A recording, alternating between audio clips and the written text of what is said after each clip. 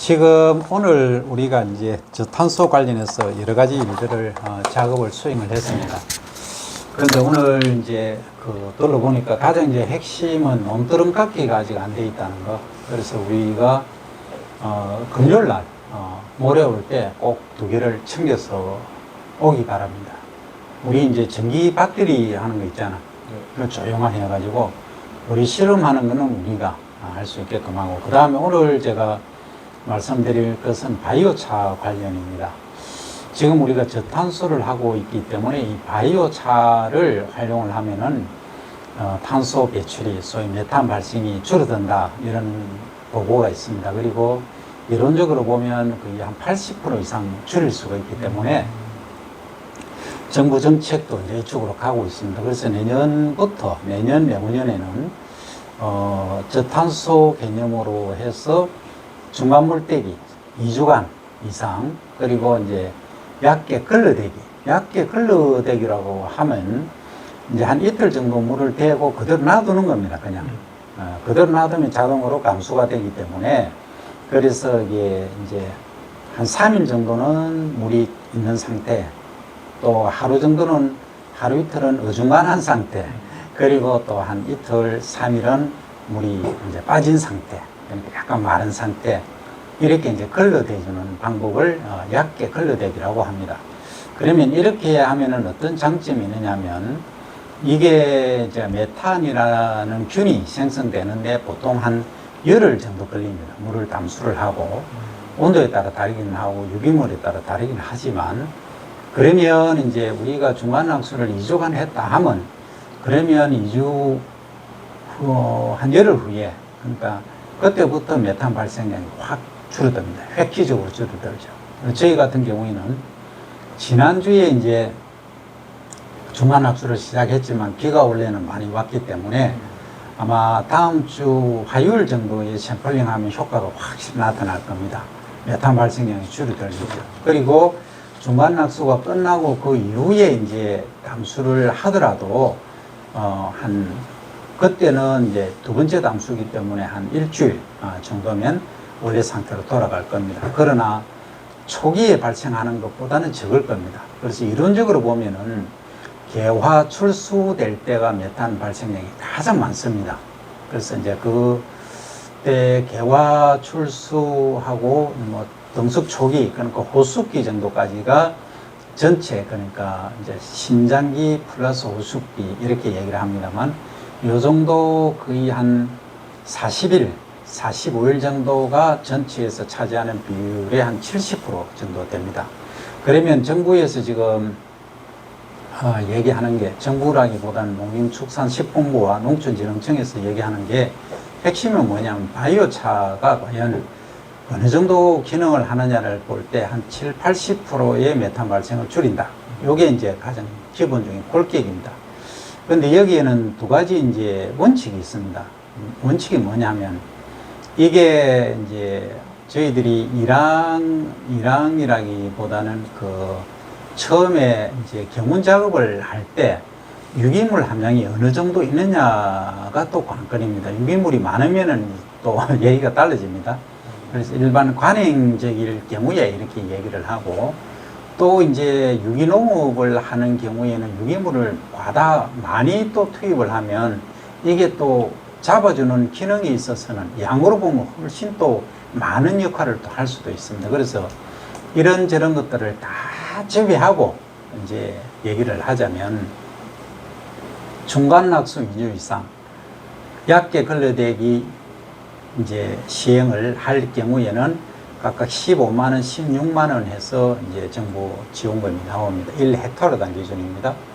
그 다음에 이제 바이오차를 투입을 해서 농사를 짓게 되면은 거기에 35만 원 정도. 그래서 지금 한 66, 7만 원 정도가 이제 지원이 될 건데, 이게 이제 돈은 어디서 나오느냐 하면 여러 가지 방법이 있습니다. 지금은 정부에서 어떻게 보면은 보조 형식으로 나오지만은 앞으로는 탄소세라든지 이런 걸 통해서 우리가 얼마든지 국제적으로 확보할 수 있다. 이게 이제 가장 큰 아이템이 될 것 같습니다. 그리고 우리 이제 농민분들이 추구를 해야 될 것이고, 그 다음에 이제 바이오차에 관해서 조금만 더 말씀드리면, 이게 이제 많은 연구를 통해서 결과들이 있긴 하지만 이게 이제 바이오차를 만드는 것은 일명 어떻게 보면 수치입니다.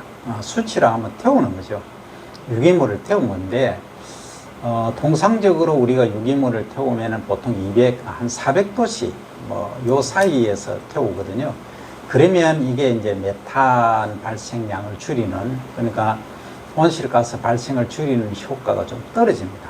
대신에 700도씨 정도에서 높은 고온에서 이렇게 이제 소위 탄화를 하면, 태우면 이게 저탄소 역할에 엄청 기여를 한다는 거죠. 그 효능이 아주 다르다는 거죠. 그러면 우리가 인위적으로 이걸 만든다는 것은 솔직히 다시 한번 지구온난화를 유발시킬 수가 있기 때문에, 그러면 발전을 한다든지 어쩔 수 없이 하게 되는 그런 행위의 부산물로 사용한다면 상당히 큰 효과가 있겠다. 요게 이제 그 남동발전, 한국 남동발전에서 펠렛을 가지고 만듭니다. 펠렛은 뭐냐면 우리가 산림에서 보면은 밑깎이 또는 가지치기 이런 거를 많이 하지 않습니까? 그래서 나온 부산물들, 산업 부산물이죠. 임산 부산물이라고 얘기를 합니다. 그래서 저는 추가로 이제 왕기라든지 우리가 벼 재배를 통해서 소위 수확이 많더라도 지금 문제가 되고, 수량이 또 적어도 또 문제고, 지금 하이 퀄리티 쪽으로 가고는 있지만, 이게 이제 농업 부산물을 활용해서 할 수 있는, 그러면 다시 이제 환원 순환이 되기 때문에 더 큰 역할을 하지 않겠나, 이런 차원에서 말씀드리는 거고, 그러면 이제 남동발전에서 발전 에너지로 쓰고 남은 그 부산물을 활용하면은 엄청나게 큰 기여를 할 수 있겠다. 일단은 우리가 버려지는 것을 활용하는 그런 의미도 되고, 또 그 부산물을 통해서 이제 온난화 가스를 또 잡아주는, 발생을 줄이는 역할도 하기 때문에 어떻게 보면은 또 돈도 벌지 않습니까? 그럼 일석삼조 사조의 역할을 할 수 있는 것이다. 그래서 내년에는 거창뿐만이 아니라 전국으로 저는 보급됐으면 싶고, 여기서 우리가 의령에서는 이제 실험을 지금 진행을 하고 있기 때문에 가능하면은 단지장님 5분, 그리고 이제 관계자 모든 이제 농민분들 함께 좀 참여를 해 주셨으면 하는데, 핵심은 이 바이오차의 가격입니다. 그러니까 뿌리는 거는 누구나 뿌릴 수 있죠. 그래서 이 단가 문제, 그리고 생산 부분에서도 지금 전주에서도 공장이 있고 몇 군데 있지만 이걸 잘 이제 협의를 보셔가지고 좀 조율을 잘 하셔가지고 효율이 높은 그러한 그 바이오차를 좀 활용을 하셨으면 합니다. 그래서 우리가 더 이상 이제 벼 재배를 통해서 지구 온난화 문제 얘기는 안 나올 수 있는 그런 기반을 좀 다졌으면 하는 마음에서 오늘 촬영을 해봤습니다. 여기까지 제가 말씀드리고, 혹시 질문 또 건의사항 있으시면 하시기 바랍니다. 그 남동발전이라 그러면 예. 그 발전하기 위한 재료는 뭔가요? 예, 남동발전에서는 지금 가장 이제 핵심적으로 원자력, 우리가 에너지 보면은 전기를 얻는 가장 큰 에너지는 원자력이 가장 많습니다. 그리고 이제 수력도 있고 여러 가지 있고, 그 외에 이제 요즘 나오는 게 재생에너지라는 말이 나오지 않습니까? 거기서 더 이제 어드밴스 된 게 신재생에너지인데, 재생에너지라고 하면은 지금 RE100, Renewable Energy 이렇게 이제 얘기를 하는데, 이런 것들을 주로 이제 쓰는 것들이 가장 핵심은 뭐냐면은, 자, 수력 에너지도 어떻게 보면 거기에 해당되고, 풍력도 해당되고, 태양 에너지도 해당되고, 다 해당됩니다. 그런데 남동발전에서 주로 쓰는 것은 뭐냐면, 우리 삼천포 화력발전소, 그 다음에 저기 광양 있죠. 네. 하동에 그것도 화력발전소, 이런 것들이 주로 석탄을 주로 많이 씁니다. 예, 그래서 이제 이런 것들을 활용한 거는 과거에 이제 폐화석이라고 합니다.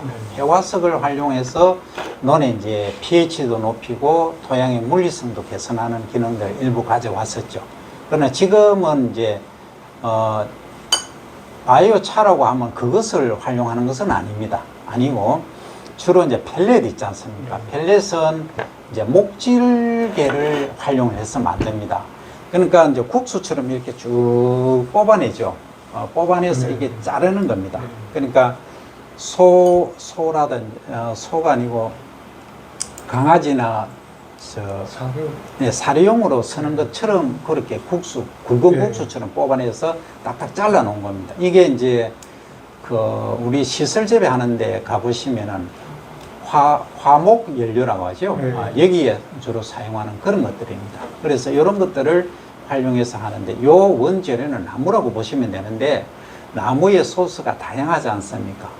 우리는 잘 모르지만 산림 차원에서 보면은 다양하게 얻을 수 있습니다. 그러니까 큰 나무가 있으면 그 아래 자르는 작은 관목들이 있거든요. 큰 나무를 교목이라 하고 작은 나무를 관목이라 하는데 이런 관목들을 활용하기도 하고 또 나무가 교목으로 잘 이제 목재로 자르려고 하면은 가지치기를 해줘야 됩니다. 그래서 가지치기에서 남은 것들 이런 것들도 활용할 수 있는 그러한 것들이 원료가 되겠습니다. 그래서 이제 이런 것들을 활용하면 일석삼조 사조 효과를 가져올 수 있으니까 일단 제가 이제 우리 농민분들이 연합해서 해주시면은 남동발전에 제가 또 관계하고 있으니까 뭐 우리 집 옆이기도 하고 저하고 또 관계도 있고 에너지 차원이니까 함께 이제 노력을 할 수 있는 게 될 것 같습니다.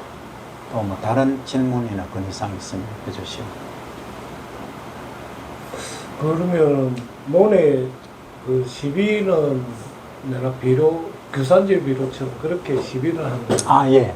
그 시비 방법이 다양하게 있는데 일단 우리가 경운 이전에 예. 이제 뿌리입니다. 위에 이제 표층 시비를 하고 예. 전기 경운을 한다든지 로타리 경운을 하시면 됩니다. 음. 방법은 그렇고 그 이제 자세한 거는 제가 또 다음에 설명을 드리고 오늘은 요 정도로 설명을 드리도록 하겠습니다. 그리고 이제 점심 먹었으니까 이 교수님하고 단지를 한 바퀴 돌도록 그렇게 하겠습니다. 자, 오늘 감사합니다. 뭐 박수는 안 쳐도 되는데. 자, 석찬을 끄고. 그러면 저처럼